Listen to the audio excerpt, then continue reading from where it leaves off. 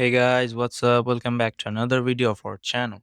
Today in this video, I'm gonna show you how to order Uber Eats with Uber Cash.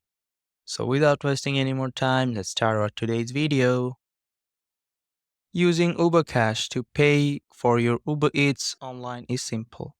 Here's how you can do it. Step 1. Create your order. Open the Uber Eats app and add the items you want to your cart.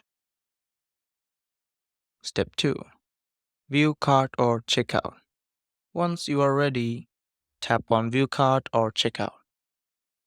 Step 3. Select Payment Method.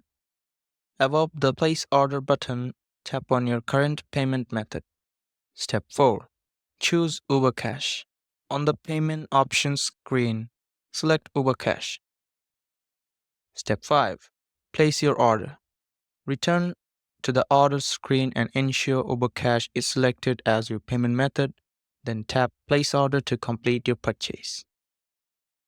So that's it guys, hope you liked this video. If you found this video helpful, don't forget to hit the like button and subscribe to our channel. Till then, bye bye.